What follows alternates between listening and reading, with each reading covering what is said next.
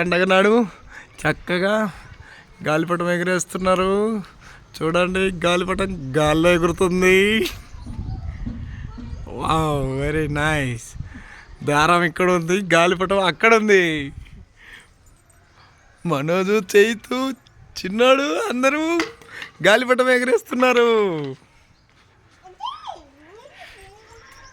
చిన్నాడికి ఇవ్వు ఇవ్వు ఇవ్వు.